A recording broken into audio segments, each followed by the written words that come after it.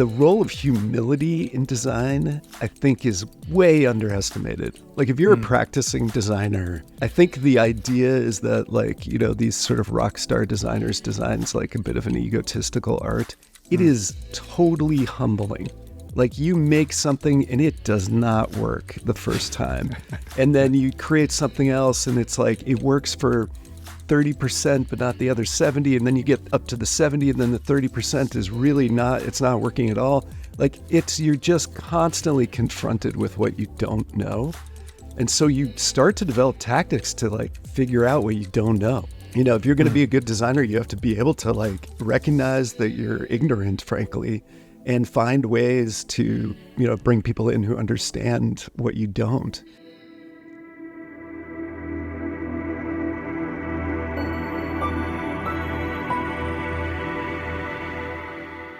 But so really excited to welcome you both to this Anthro Life podcast. You know, one of the things I love of anthropology, in my own bias, right, is the kind of the holistic perspective that it brings to thinking about the human pathways and human stories. And one thing I really love in the work that both of you do, especially in the new book that you put together on assembling tomorrow, has really opened up this question of thinking more holistically in terms of our design processes, right? And what that could be in terms of layers of how we think about design and experiences, you know, systems, products themselves and things like that. So really excited to dive into all of that.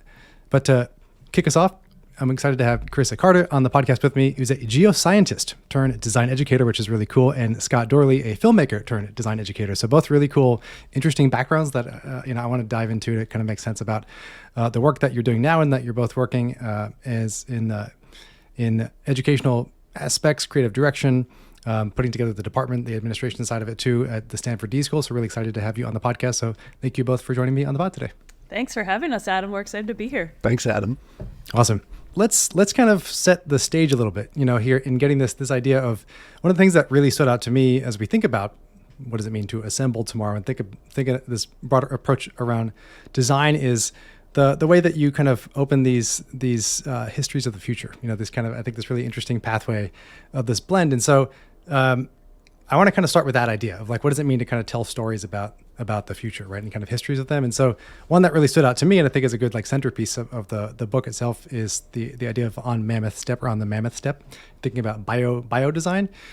So maybe you could walk us through a little bit of this idea, you know, for folks that are coming into your work, and tell us a bit about what's happening in the story and like why this story seemed to make sense as a way to kind of center your argument in your story. Yeah, I mean, so the histories of the future are these 20 speculative stories that span the course of our nonfiction book. So there's these moments of imagination that we tried to paint across the book as a way to envision possibilities as to like what the future might look like, so that we could decide like, hey, do we like how it feels to be in this future? Can we try it on before it happens?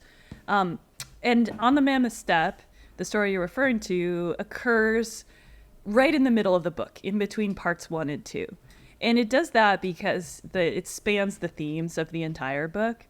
What's happening in this story is we're transported into a world that's not too far in the future, you know, only within 50-ish years from now, where the very, like in today, 2024 age, the science of mammoth de-extinction, which is actively being worked on today, on the Mammoth Step story, it has worked, and we have mammoths, and they are existing up in the Pleistocene Park area, in what's currently Russia, and what's happening in that story is like we're looking at all of the roles and responsibilities that new people have in there. So you mentioned the biomic designer, who's really one of the heroines of the story, whose job is to program the biome around the mammoths.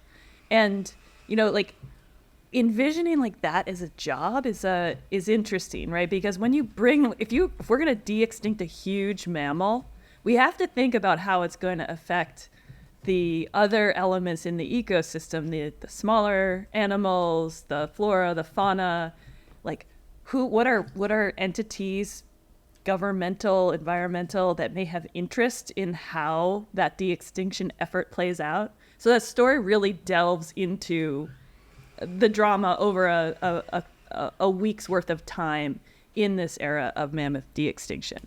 I love that story for these reasons, and it's something else that stands out to your point is that both the power of speculative fiction of as we think about what does it mean to talk about what the future can be, but then as you noted there too, that the Church Lab at Harvard is literally working on this exact problem. So it's like this funny point of like both talking about future stories, but there's nuggets of it today also, right? And a lot of the stories that you share too, and that's a really interesting piece to think about as we're contemplating what does it mean to use speculative future as a way of kind of walking forward. And what could be. And then also, I think, as an important metaphor and tool for making sense of how do we think more holistically about the reverberations of designs in the processes themselves.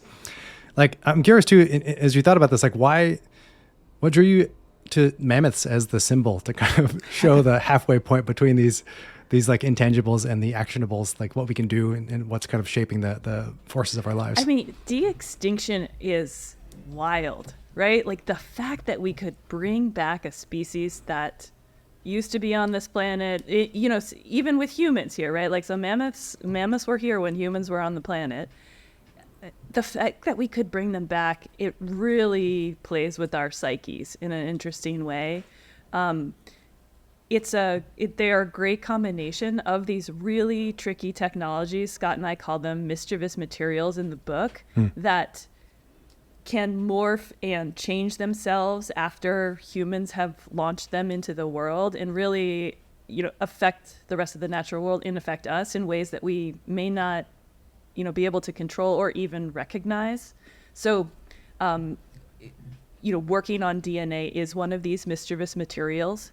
And it felt like, again, like, as you said, the Church Lab is working on this, right? It's like, it's not that far-fetched. And so it felt like both like just enough fascinating to hold your attention, but also like really important, because if we're going to have like a huge new animal like the mammoth walking around, like that's going to have like serious ecological implications, if not economic, if not, social, if not, like add on whatever other system you want to, that we will feel those reverberations. And so it felt quite emblematic of both what's possible, but also feels fantastical a little bit too. That's a great answer. And it's such a poignant, I agree too, because it's like a charismatic megafauna, right? It is like one of the emblems of also this question of like what came before and what could be next. I'm curious, Scott, if your background in filmmaking or thinking through narrative too, like, Was Jurassic Park a huge influence back in the day? And then it was like, this is a great way to try to talk about what could be. But today it's somehow less like Pleistocene Park, as you said, Carissa, is a real place also, which is kind of funny to recognize that it's not Jurassic Park is not there. It's over in North Russia. Yeah, that's so funny that you bring up Jurassic Park, because when I saw that movie, I was so fascinated by the animations that I came out of the theater kind of walking like a velociraptor. Nice. Like this is I was like, wow, how did they get that? And I think that's part of why storytelling is so effective, is it takes a very abstract idea and it makes it really concrete in a way where you have to get into the details, not just speculation about what if this, no, it's going to be so nuts, how are we going to imagine what's going to happen, but you get into what's the day-to-day life. I mean, one of my favorite things in the Mammoth Step story is that it's a lot about the interpersonal relationships that are going on, and it's not just about these big decisions that we're making about mammoths. It's about the interpersonal relationships that are guiding those decisions. And the idea of making it a history of the future was to sort of do that thing that you as anthropologists do, which is to look at what is in a way that looks at it as if it's a little bit, not quite normal, right? You don't look at it, like all the assumptions in living in it that make it kind of fall into the background. We wanted to highlight, like what would the world really be like? What would relationships be like when this technology is now in the middle of them?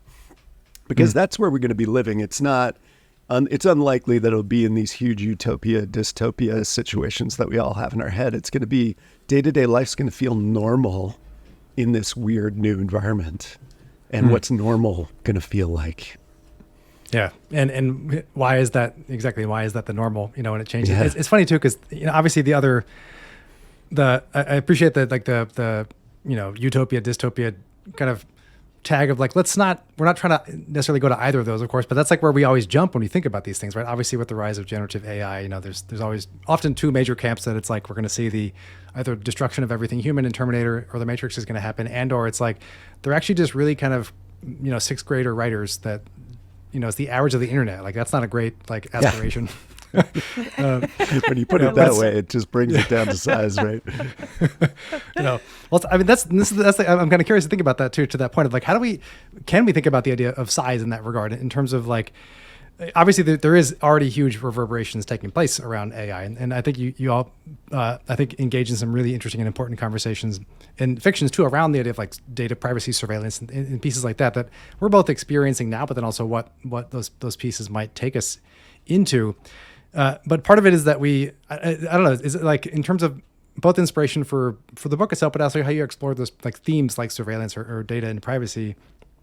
Is it because we tend to get the size wrong in terms of when we're thinking about what we're baking? I love the idea that you talk about reverberations, and that's there's a time element there, but do we miss something about size too? I'm kind of curious in your perspective. Yeah, calling out size is really, really, on point. I think it's, with these emerging technologies, one is their invisibility.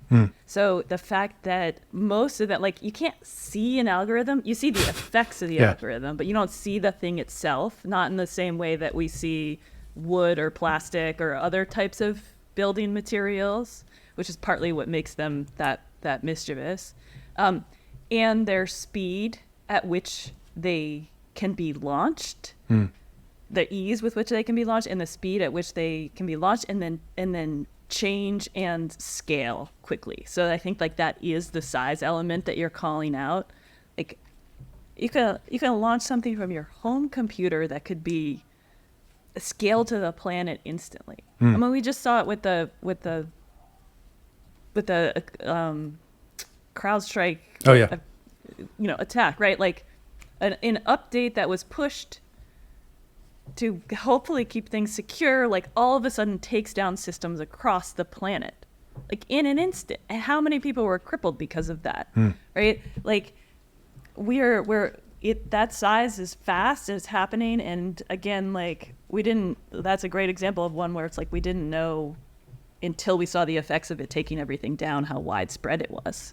Yeah, that's a good example too. And I didn't realize that either. I mean, at the time we're recording too, it's just, looking today that they're like thousands of flights, right? Just in the US alone, right, have been grounded. And like, that's a crazy thing to think about, right? To your point, it's that, then what does that mean? Then all the people that didn't get where they're going, right? And like these kind of reverberations that can come from a data push, and we don't recognize oftentimes that idea of that kind of connectivity or interconnectivity there with how things happen. And something that I'm kind of curious to think about in that respect with you, Carissa, is that, since you've got a background in geoscience too, I think is very cool. Like, how did that kind of focus or background kind of shape the approach that y'all took in terms of like, you brought in like ecological systems, which I think is a very important part. Obviously we're talking about, biomic design also is part of the Mammoth story. So like, how did that shape the thinking in terms of what are the right layers we have to talk about when we're thinking about reverberations?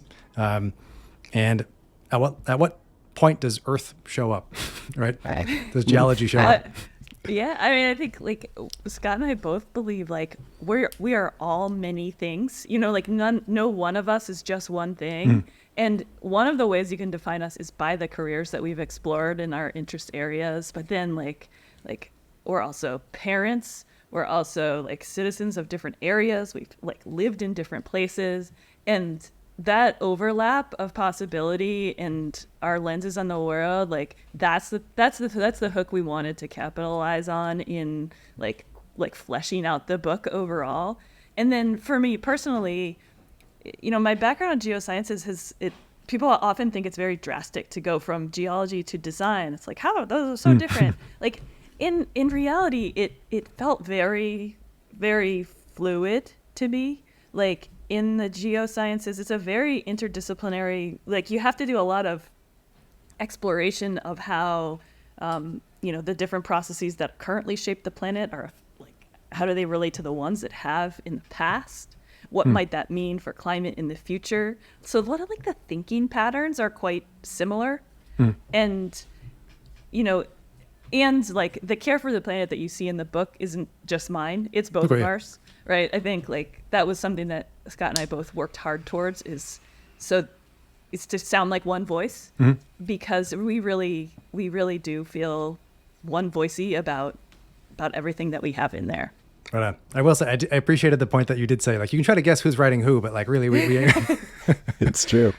A lot of the stories are Carissa, you know, it's, a lot of the nature is me. So, but who knows? Awesome. Yeah, I know. We'll never tell now, right? No, but I think I appreciate that. I think that's a great point too, and kind of recognizing also how these different pieces, both from background, but then also recognizing that how we ask questions, what we're looking for when we're thinking about change over time, when we're thinking about scale, you know, like those are not discipline specific of anything, right? And that like understanding how to kind of build across those is, I think, an important point as we begin to also contemplate. I imagine, I'm curious, let's say if you see this at the D school itself too, that like the rise of interdisciplinary thinking, right? And approaches, and that even that's changing how some degrees work too, right? As people are kind of educating for the future. So tell me a little bit about that and like what you're seeing in that space. Like building connections seems more important than ever, I guess, like as we educate our future, I was going to say youth, but it could be old people too. So anybody, like educating our future. You know, how do we approach that? And as we're seeing boundaries become more porous in terms of like disciplines, content, and ideas? I think there are a couple things going on there. One is in the fact that everything's becoming so interconnected, the opportunities are in the overlaps, you know, so it's when two disciplines come together, it brings up a whole new thing. And there's a lot of new opportunity there. Two, the problems are so interconnected that there's just no way for one person or even someone from a specific discipline to take care of everything, right? Like we can only create by collaborating now. And then last, actually, an add on one thing is the tools are getting so much easier to use. So like, you know, my background's in filmmaking. When I learned filmmaking, I learned on film, where you literally have to imagine what you're doing is going to turn out a certain way because you'll never see it until the film is developed. And then when the film is developed, you have to literally edit it by taping strips together. Then I went and taught at BU and I taught on video, and not because I'm a great teacher, but because video is so quick to be able to see what you've done. I was able to teach my students in a week what it took me a year to learn, you know? I mean, and I just had this moment where I was like, wow, everyone's going to be using this stuff. It's like, there's no way this isn't going to open up more people being able to use this stuff. And now we have phones in the pocket, but you know, you go down the line and tools in other disciplines are getting easier to use. All the design tools are getting easier to use. So that gives access to people who may not have, you know, studied that as their profession or prepared in that way. So you've got this access of tools, the opportunities and the overlap, and then the fact that there's all the problems are so intertwined and big that there's no real way to have one person or one discipline do it. It just kind of, you have to work that way, I think, whether or not you're in a purely interdisciplinary program or you're just working with another department or another type of thinker. Like, it's just really where things are at now. Yeah, I agree 100%. And it's interesting too, because, you know, I'm trained as an anthropologist, but I found my way into design anthropology, both through research and I taught in a design program for a number of years in Boston also. And I love the combination. But to that point too, it seems like design was just one of the fastest and first areas to say, actually, we have to all talk together if we're going to make things that are both useful and helpful and not harmful. I think and especially that latter part is the important theme that your book is also helping us address too. But have you all noticed that as well in terms of that there was there's a quickness to like the collaborative aspect of design, both for education and for kind of output. I mean, part of it, I guess, is the, you know, Silicon Valley push and like the excitement around entrepreneurship and design, that, it's exciting, we can make stuff. And that has to be interdisciplinary by nature, you know, business is making things, I think. But I'm curious your perspective on this too. And that if you saw, is design first out of the gate, or is it just, it did it well? It's also good at branding, right? Design thinking has been a great way for people to both love and hate that idea, and then try to kind of push through how we can codify the making of things. So I don't know. I'm curious about this perspective that y'all have seen in terms of where design kind of came from and how it's like, I don't know if it's riding the wave or making the wave in terms of being a very collaborative discipline. I mean, It's interesting. If even thinking of design at Stanford, Stanford's got one of the older design and from an engineering landscape focus programs in the U.S. I'm not like putting this up against like a RISD where they have like a long history of really being able to hone in the details of art and design work. But from an engineering perspective, design at Stanford used to mean mechanical design, the design of mechanisms, right? And then like the business lens was added into it. And then the psychology lens was added into it.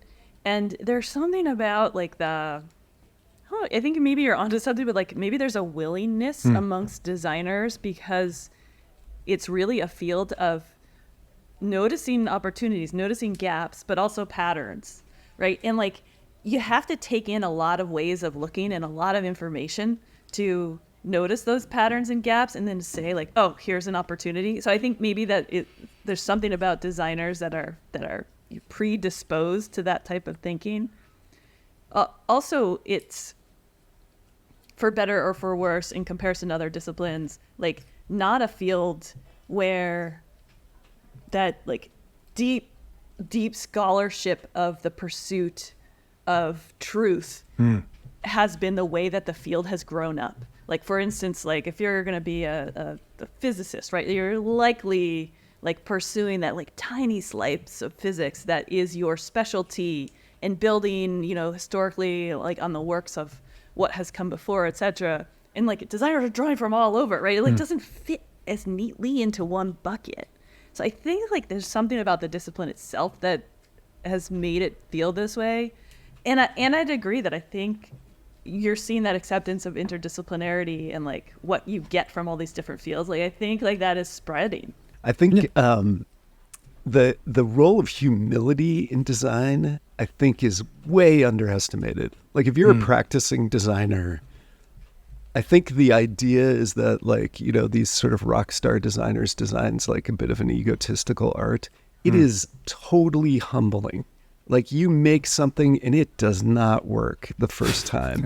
And then you create something else and it's like it works for 30%, but not the other 70. And then you get up to the 70 and then the 30% is really it's not working at all. Like you're just constantly confronted with what you don't know. And so you start to develop tactics to like figure out what you don't know. If you're going to be a good designer, you have to be able to like recognize that you're ignorant, frankly, and find ways to, bring people in who understand what you don't. Otherwise it won't work. So like if you're a practicing designer, I think you get how humbling it is. And I think that humility then forces almost you to collaborate, right? Like it's just, there's no other choice. And I think there's like that role of humility, I think it's like way, way, way underestimated. I don't think it shows up for some reason. Maybe because you're getting humbled so much, you want to pretend like you know what you're doing or something, but it's real. And I think it's an advantage actually, because you have to figure it out with other people and try things out and test and all that. I love that. And I think that's a great point in terms of that's a kind of narrative also that I think the future needs, right? Or that we need to be able to tell better, right? And part of it I think is because, I don't know, some symptom of hustle culture, I think, right? That like get out there and make things and like don't talk about the chat. Like, I mean, it's social media-fied in terms of like, here's the 5 awesome things I made this week. And not the 300 hours I spent coding it with my head banging against the wall for 3 months, But then, so I think there's that, but I think that it's a great point that like actual makers and actual folks like have a kind of humility. And it's especially like you find too with experts with craft, it's like, they're rarely like, look how awesome I am. It's more just like, I made this thing that I love or I'm passionate about. And it was actually a huge pain in the ass to put together. But I'm really glad that it's here and it's going to break tomorrow, but I'm glad that it's here today.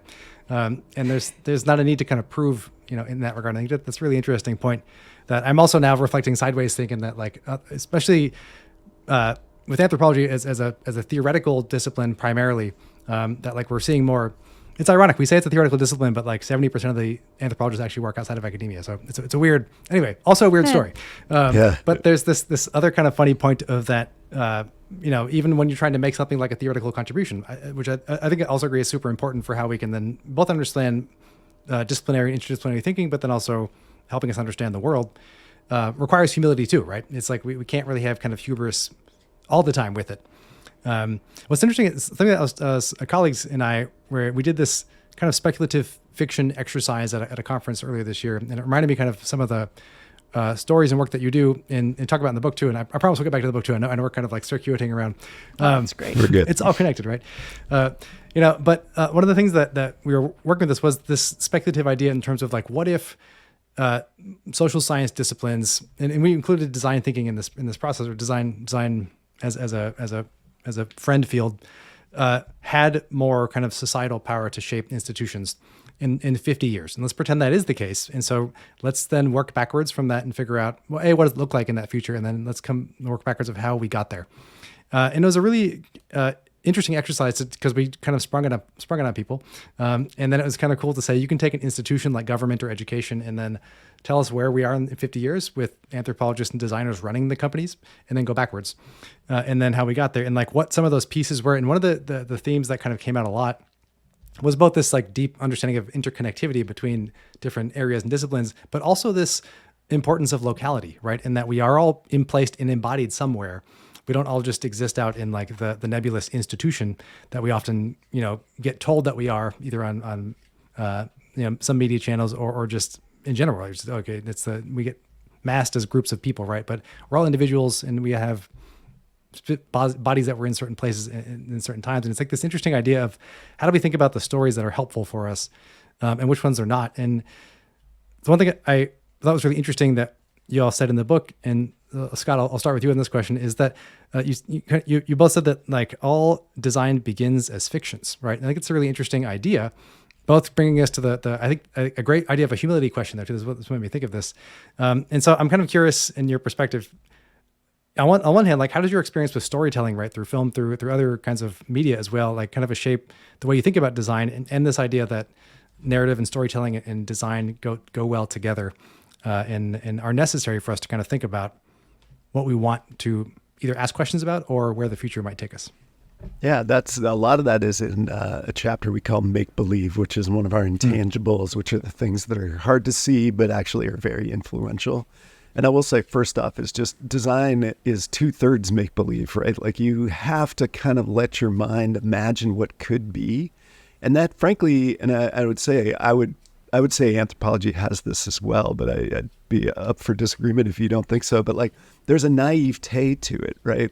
Yeah. Make believe is kind of dangerous or vulnerable because you have to go in and say things that may not fit. They might be stupid. They might be out there. Same with anthropology. You're kind of recognize things in a way that other people haven't talked about them yet. Maybe you're trying to describe it in a way that it hasn't been described. So you're putting yourself out there all the time. Mm-hmm. But that first step of make believe then allows something that doesn't exist to have a path to become real. And generally, like the further out there you get, I think of, the world is having this sort of gravity that pulls you down to normal. Whatever you do, eventually it's going to land or it's just going to float off into space. So the ability to follow something further allows you to get a little bit further in terms of what you're creating. So if you can make believe in a big way, you're going to get further in reality. But then at the same time, a narrative is really important because it allows you to get into a level of detail. Like the story that you were talking about at that conference, I love that. So you went and you got to the assumption, and then you're pulling back on what's the history that got us there. And that's the interesting part, is like what has to happen to make that happen, and does it happen well? And you get into a level of detail that's so far beyond just like a metaphor or a speculation or just saying like, well, what if this is going to happen, or the future would be great if blah, blah, blah. You have to get into a level of detail, which gets you into the day-to-day. It gets you into a level of function. It gets you into the cascading impacts, like the second order effects. So really, I think make-believe and narrative are actually under, you think when I say make-believe, it sounds like something kids do, right? But this is how we get beyond where we are, Yeah, and I think it's a great point, and I love that idea too. And I agree that it's a fundamental part of how we make sense of our world, right? Is that it's because on the one hand, it's like all stories are made up, they're all make believe, but at the same time, they're also true, And there's minimally there's a truth to them, but if they're not straight up, factually correct. But on the one hand, too, when it comes to narratives, right, as a directive and the way of kind of helping shape how we can tell those stories, I think you said that really well. It's an important point about getting us further, right? And this is something that I worked in corporate research for a few years, and that looking at consumer, I guess consumer insights and foresights, and using kind of big data and ethnography blended together. And something that really stood out to me is when we were doing research for an entertainment company, they were asking us, what's the future of entertainment in consumer mindsets? Like, how are folks talking about it online, kind of thing. And one of the things that really stood out was that, it's fun to see what movies and TV shows and stuff folks are talking about, but there was a recognition like happening kind of at the level of kind of cultural conversation that what stories were told will shape and limit also what we think is possible. And so if we were only ever told the Terminator and Matrix narrative dystopics of that's what AI is, then that's what people are going to think it is, And even if it doesn't come to fruition, like that's still this conversational point. And it was kind of cool to recognize that like there's that awareness there too, that like we both need more than one kind of story, and that also we understand that the stories that we tell do shape how we approach what we think is possible, what we can do. And that's an important point, I think, because kind of as y'all tackle also in the book too, is that this kind of noticing takes work, right? It's an important and it's a difficult thing to think about and see these intangibles of these like, forces that kind of shape how like what the affordances of what's possible, but also of what are we able to think? And also, whether they're physical material constraints, whether they are kind of a cultural norm, or there's only so much oxygen in the atmosphere, So it's like all these things that we can't see, but they're going to shape what we can do in that design space. But we need to kind of be more aware of that as we go forward. And so I'm kind of curious, like, as we think about this, another story that stood out to me was the kind of Apple and Amazon one. Again, all these like are a little, which I love, and also I'm terrified of, like, they're Black Mirror-ish because they're like, again, they're understandable. Some of them parts of them are existing now, and others taking us in these weird arenas of what could be, But it's like we often don't recognize. To your point, I think it's something that, again, you cover really well across the book, is that we don't often see those potential consequences, those potential ripples, right? And so these intangibles, because as we're saying, they're hard to see. So I want to like think about that. How do we, take what sounds familiar, like the idea of a connection that sounds familiar to us, but like you kind of break it down in a slightly different way. And so walk us through that idea of like, how do these like seemingly small actions that don't feel like they're connected actually can have super far-reaching consequences? I'm not going to say butterfly effect. I just did, I guess. Pretend I didn't. But how do we think about that? This idea of connections in a new way. Well, connections as a whole in a new way. Maybe I'll talk about connections as a whole in a way, and then lob it to Scott to give us some more detail about Apple and the Amazon. But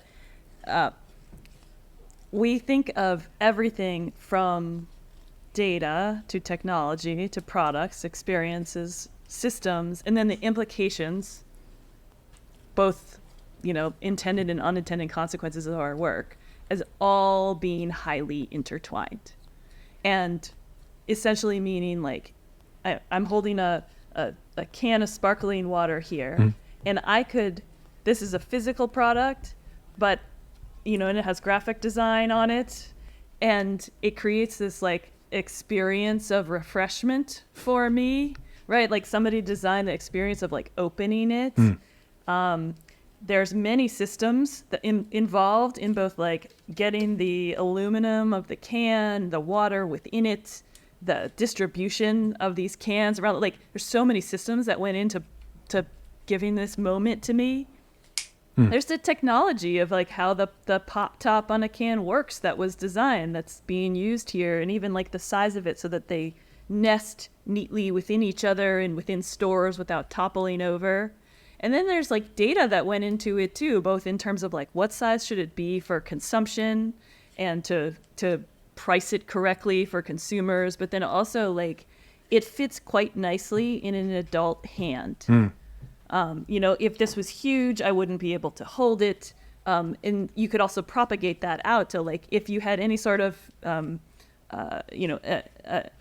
disability that prevented you from holding something, right? Like you wouldn't be included in this. So like there's implications both, for the experience of drinking, all the way to like how this company makes money off of this, all the way to like who's not able to participate in using this product or not, right? And so you can do that kind of extension of interconnectivity for absolutely anything. And that's what's both like wild, but also you can't, your work is never just your work. it's always affecting things, even if that wasn't part of your directive or your intention. Yeah. And the Apple story, Scott, I'll let you tell more about it, but it really brings that to life in a like one click forward from today way. And it's about how data connects to everything now and how the flow of data kind of changes the flow of our society. So, we're in Silicon Valley, and, I go down to visit some of these larger companies. They have their own bus lines, and so you're down, there's one in particular where you're in the bottom level and it feels like you're in a bus depot, like Grand Central Station. It's just like buses coming in and dropping people off.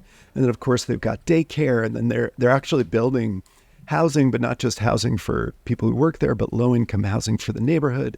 So data has created these really, really mega corporations. These are the most wealthy, like Apple as an example, the most wealthy corporations ever to exist, ever, by a lot.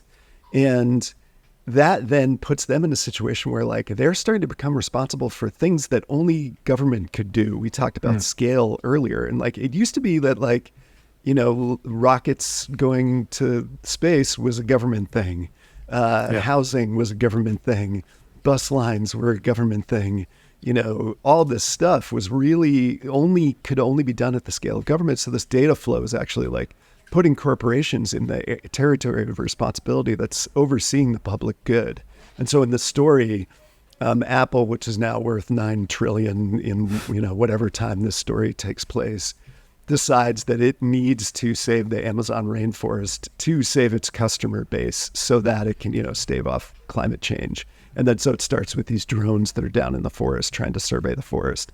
But there's a thing there where it's like, that's not that outlandish that it might be cost effective for them to do something like that at some point, which just seems different. And we're just trying to point like things shift and they get different. And when they get different, they're different now, and now, those companies not only have to take on that responsibility, but then we have to trust them with that responsibility. And is that how we want our trust to be placed? I have nothing against the corporations. It's just like, is that where we want the trust, where it's interconnected to these certain, business needs that they have to have, or do they even want that responsibility, And it's an interesting thing, and it's already happening, but this is an extreme example. Yeah. But also kind of what you're saying there too is that it's both extreme and not that extreme, which is kind of the crazy point, right? When you say, okay, it's actually that's a logical 3 steps from here. And that raises important questions. I mean, it's interesting too, because it's like, I think for a long time, that's in part of in terms of like, what is our responsibility as citizens, right? You kind of saw these interesting intermingling stories. Like IDEO has been talking about this for years in terms of like helping redesign voting systems, right? Or kind of helping school education systems in the US and other countries. And we see Frog, I know D-School has done a ton of projects and work around this area too. And so it is this interesting question too of, where does responsibility lie for this kind of work? And, part of it, I think this interesting challenge also that y'all tackle in the book too, is this idea of like, how do we both be aware of these kinds of dynamics of responsibility? Like, and where does tech and power and data, and how do these pieces play together?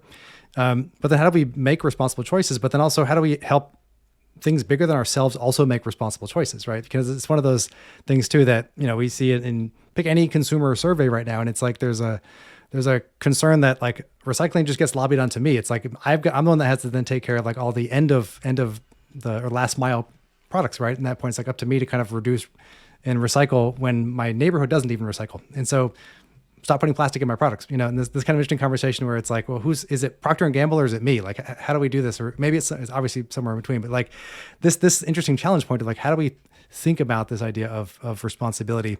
And then the ongoing role of data as part of that too is becoming such an interesting piece, right? Like privacy, surveillance, but then also even these notions of like, how do we think about what we should have and what do we want, right? And it's interesting to see Apple kind of even today talk about like privacy. They talk about it as a human right. It's a kind of fundamental piece. And it's an interesting question when they have a partnership with OpenAI now that to bring GPT to iPhones. And it's like, okay, you may not use my data for training data. However, like what else have I opted into that I'm thinking about this that I just said yes to using an app or that is actually already watching everything as part of that. And so I'm kind of bouncing here between the idea of like thinking about responsibility for what we design, and then what we want to get out of stuff. And part of that is like this emotional piece. And something else that is really interesting that I want to kind of talk a little bit about is this like circumstances, feelings, ideas loop that we kind of find ourselves into. And that like emotional design, we see it talked about a little bit more, but it's not something that we talk about a lot. And that's an interesting piece. Like we'll see user experience or UX kind of talk about making the experience of a website or like an app better, which is good. And then Carissa, you were saying before too, that like, even when you have the can, like there was an experience designed around like the pop tab and the sound and the colors. And so there's all these pieces. So I'm curious, like how emotions like influence our design decisions, but then also like, why do they feel like they're so often overlooked when we're talking about design? Like how did you guys tackle this idea? How can we tackle this idea, I guess? Yeah, I mean, the main thing is I think emotions have gotten factored into design from like the experience, the end user experience part of it, right? Like as a way to, sell it or make it more enjoyable. But really the core thing is that emotions dictate almost everything we do. So there's a lot of research about how emotions focus your attention, they trigger decisions, and they motivate you to do things, right? So like as a creator, I'm being motivated by, first of all, I'm focusing on something by my emotions. Then I'm motivated to do something, and then it's shaping the decision that I make. So the role that they play and the role that we give them are totally different. It's way more of an outsized influence than we think. So that's on the designer end. And then on the, receiving end of that, the internet, as an example, was really created as a way to move information quickly, right? And it's great at that. But as we know, that quick movement of information is overloading our emotional systems. Like social media has turned into kind of just this outrage machine.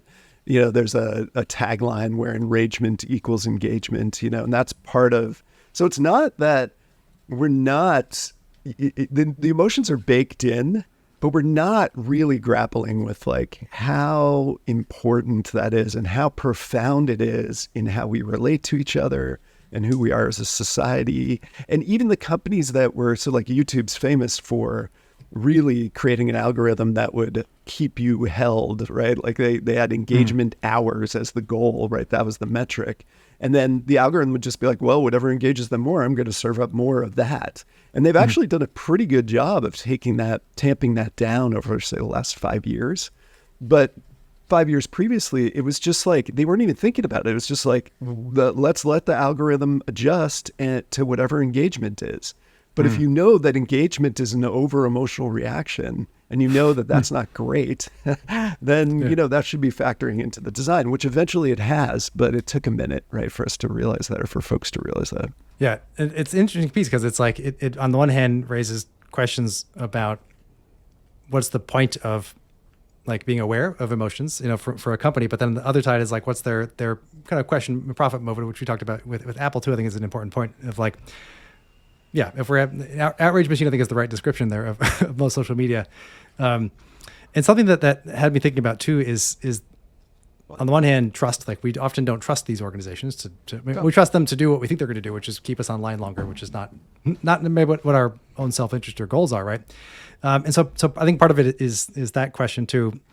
And the other side, and this is infused across a lot, like most of your stories that I also liked, and you mentioned this up top too, is just like the connections and relations between people, right? As part of, that's obviously a huge emotional driver too, right? And that's, social media is basically just a disconnected form of emotional connection between people, amplified in weird ways, But it's like, your relationality is a huge piece of how y'all explore and talk about what the future could be. And so I'm kind of curious about this process too, because I thought this was really powerful in an important way. I mean, even I'm thinking of the story of the resurrected mom that like the siblings get in a fight over, in terms of, because they changed the version of mom, which is a crazy idea to think about, right? That like, hey, this is what mom 1.2? No, I want mom 1.0, like it's very weird. She's different now. So, I mean, either a little bit about the story, maybe, but just I want to get your thoughts on this idea of relationality as one of these centerpieces of how we can talk about what the future could be, or like how we think about, I guess, responsibility too. I think that's something else that came to mind there too. Well, we're always going to be relating to each other, right? Like no matter what our technology's doing, humans, we're not going to evolve that fast as the technology is moving. So we have to keep trying on like, what's it going to do with our relationships? Because those are the wonky arguments that we're going to be having at home. is how the technology has affected us. And that's why that theme is pervasive across everything, is because it affects not only us interpersonally, but then also like how organizations work with us, as you were referring to earlier, like mine our data. When does that app that I presumably subscribed to use start using me in my data in return, like whether or not I can like sort of half consented to it. So those relationships, whether it's between us and organizations or us interpersonally, like that's it. Like that's what we're gonna have to reckon with. You want to say more about the story, Scott? Yeah, I was going to say, like, the question at the end of the story kind of is like, have they solved the problem they were trying to solve with this resurrecting of the mom, right? And it's clear probably they haven't. And so one of the questions is like, is this technology going to fix the relational trouble that we have, or is it deeper? You know, and also as we bring in technologies into our relationship, it's going to shift our culture, and is that something we want? Like, I think of people who are very concerned, say, about family values. I feel like the hardest thing on families has been increased speed of transportation, right? Like the fact that you can get further faster has, done more to kind of undermine family relationships than almost anything. And so the question is like, what will these technologies do? What do we value? What do we want? Do they care about their relationship, or do they care about having some sort of nostalgia for this mom that they had? Like what is the real problem that we're trying to solve with this stuff? Because I think oftentimes we're creating technologies that are looking for a problem. It's kind of a solution without a problem. And I think you can see that with AI for sure, with generative AI in particular. Yeah. That's a great example and a great point. And I agree there too, that it's like there's an excitement in terms of making new technologies and having them come out. But something that I found tricky, I don't have an answer for it, and that's keeps standing out, is that we see a lot of, especially technologists, unsurprisingly, talk about technological development of especially around generative AI as inevitabilities. And it's an interesting idea of recognizing it. I come back to your point, that you say that all design begins as fiction, right? And that make-believe is a huge piece of all of this. And it's like this interesting idea of like what stories that we choose to tell and who tells them, right? And it's not that say that it is or is not inevitable, but it's an interesting question that I've wrestled with, that I hear it oftentimes, talking with technologists but I mean, other folks as well, just as we think about like, oh yeah, this is going to happen. Well, someone's going to make it, so I might as well just make it, that kind of idea. And that's an interesting way to approach a problem. And it's like, I wonder how much often it is, as you're saying, Scott, that it's actually it's a solution in search of a problem versus actually like we're solving a need that we know needs to be solved, especially because like the idea of relationships and relationality as oftentimes unintended collateral, right? They're like, or either cause a different problem, or it's like the technology we thought was solving a problem was actually like not at all addressing the actual problem. It was doing something else, which was being shiny and flashy and seeming cool, but then didn't actually improve my relationship with my siblings, or my mom for that matter. And like, that's an interesting conundrum, because outputs are getting also flashier and better. Like that was a really flashy can that you also showed, Carissa. It's like even the design of like physical simple things too is like getting really good at evoking reactions from us, right? And like hopefully cans don't get to outrage reaction level, but just like there's this idea that like we're getting pulled in a lot of directions a lot of times, right? And how we can think about that way of like, where do we want to go versus just what's getting thrown at us, and like how can we deal with that? And there is an easy fix though, which is that our stories could represent more of us. And yeah. I mean, you said it before, Adam, like the pervasiveness in, if you look at the stories that are told, at least in the United States, they're white male stories, both creator and who's starring in them. And so like that has limited what we both imagine, but also like where scientific research has gone, like where funding for new ideas has gone, right? Like that storytelling itself has had widespread consequences. And now we have at least an awareness of that, and it is more talked about in society, but it's such a long distance to go.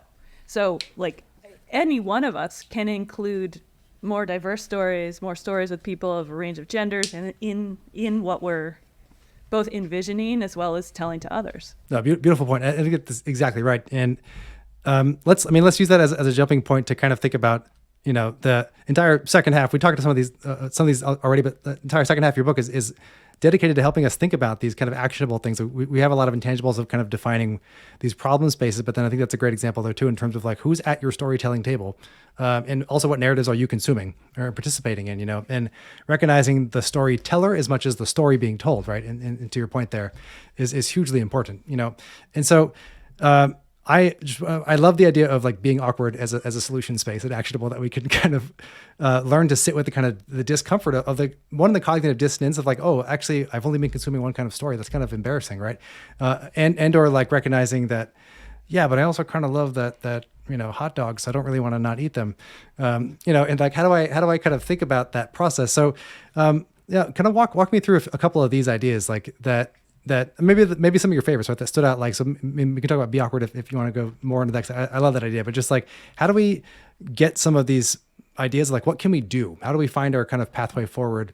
And so beginning with the idea of stories, I think is a really wonderful thing. I'm always a fan of being awkward. So what else stands out as ways that we can kind of find pathways forward to kind of plug ourselves into the future that we would like to see? Well, I love awkwardness too. I feel like for maybe 10 years in my Twitter handle, I had something like awkwardness enthusiast. It's like that's like the main descriptor of who I am. That's great. I love it. Right.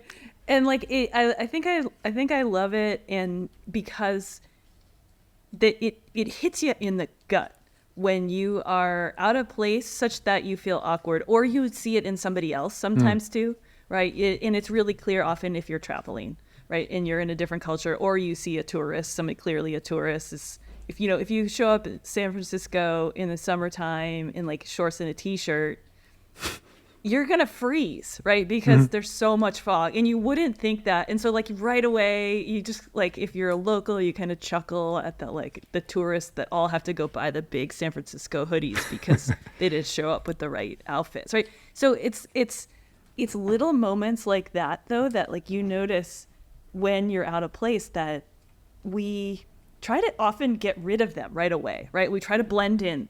We try to mitigate that feeling that you're out of place. But like what we like to talk about in this book is like, what if you just sit with it for a second, and that awkwardness becomes the highlight. Scott and I were just in New York talking about the book in a few different ways, and we went up to the High Line, and I'd never been up there before. And Scott has been there and used to live in New York. And he's like, oh, you got to see these areas of the High Line where they have built in these windows that are just like overlooking traffic. Right. And it's like, it's one of those things where we're sitting there, we're watching like traffic out a window. So there's like literally nothing that should be engaging, but it's just like fascinating that was the thing, right? And it just like throws, it's like this other way of viewing like, if we were just down on street level, like amongst the traffic or in it, you might be annoyed, but like put you in this position that's like a little bit like an awkward angle to view traffic and like an awkward thing to do, and like then it becomes fascinating. Then you see the dynamics of like, where do the cars go? Do they come in waves? How are people interacting? And you start to be clued in, like, so that like paying attention to those moments where you're viewing something from a different angle, like start to heighten all of your senses. Yeah, that's a great example too. And it's funny because it's something that, you'd be like, oh yeah, we went to New York and watched traffic. You're like, cool. but you know what? You're like, when you change the framework, and it's like actually a really interesting and fascinating process to realize, why does traffic flow that way? And why are we seeing like the cars, move in this way? And then it makes you think, wait, how does traffic work in my home? And wait, how does it work in this country over here? And like, it can cascade into these whole different ways of realizing that traffic is actually a super fascinating and weird, super organism almost, of beings moving back and forth, Yeah, there's so much about that back section, the actionables we call them, is just about looking at the world differently so you can expose the things that you're missing. We found this great James Baldwin quote as we were researching the book, which is, the purpose of art is to lay bare the questions hidden by the answers. And I think you could say that about anthropology. You could say that about design. You could say that about science, right? And it's like, it's looking at things as they are to try and figure out like, well, what are we missing? What other things could be here, right? And I think that example Carissa talked about where you're watching the traffic, it's sort of like puts you in this fascination with the way things are. And you start to think about like, why is that this way? You know, why are we all driving cars through this city? In fact, I would say the last time I hadn't been to New York since before the pandemic, and it was noticeably quieter because the number of electric cars and taxis, and it just had a totally different feel. And also Broadway, we were staying on Broadway, and it had been blocked off, and there's, you know, there are all these areas where you can walk now down Broadway, and it's just a different thing. And, you know, 20 years ago, I would never have thought they would block off Broadway. That just seems like a ridiculous idea. But it totally works, and it hasn't affected the traffic very much, and it feels great. And so like your ability to see things differently then leads to an ability to do things differently. And so a lot of the back half is just like, how do we look at what is and see it as what could be or what might be or why is it this way? And then that opens up that make-believe space for possibility, and you can move from there. No, I love it. Super well said. And I think that, you know, I definitely came away from, you know, I've been telling people about this book for a month now, because it's like, it's such an interesting way. And I think it's nice to have, I guess, an optimistic approach to like how we can actually design the future that we want, you know? And as we think about that, you know, something you said up top too, that I'm still thinking about here, rattling around in the cage, is that like, there was we don't want to kind of go the dystopic or necessarily utopic pathway, but there's like this interesting third space that I recently more came across, like the protopia, right? This idea of like, how do we move towards a more positive future space? And that's kind of one of the things that I've come away from this, from reading it and we're talking with y'all. And so I'm kind of curious, like, how do you, I guess there's one like distillation, right? And this idea of like, what can folks kind of walk away from this saying, okay, I now either know what to do, and, or I feel really good about understanding what problem spaces are, you know, like what do you want folks to kind of come away from this and be able to do with the book and the ideas? I would love for everybody both to feel agency to notice and name what feels totally bizarre. So like this idea of naming your monsters is something else that we have in the back half, which is this idea of like, I see this real phenomenon happening in the world, and it makes me feel uneasy because so much of it is unknown. Right, like that's a monster. We got to get better at talking about that type of thing, because it exists in all of us, and it helps keep the issues that are happening with our technology and our climate, like it keeps them in the public psyche. So I would love for people to get better at that type of notice and name, as well as just being aware that like everything we build will affect everything else, and how can we do that with that humility? Yeah, that humility, I think, like, I want people to have excitement for their own ignorance. And I don't mean ignorance as like a willful ignorance, but it's like there's something special about what you don't know. And I think it makes us uncomfortable to admit that we don't know things, or, you know, it feels like that's going to mean that we're not going to be able to navigate the things we need to do.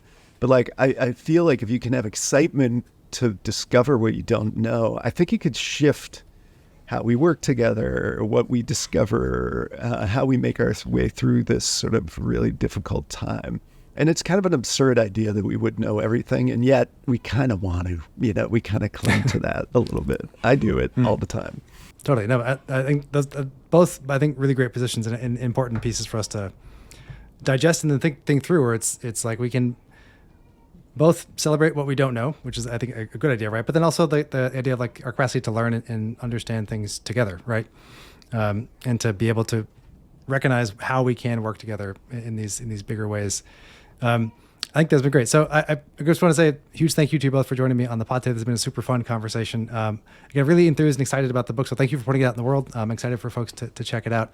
And yeah, is there anything else that's on your mind that we haven't talked about that you want to say, oh, actually, we should definitely hit this point, leave that space just in case that's something on your mind, and we can go from there.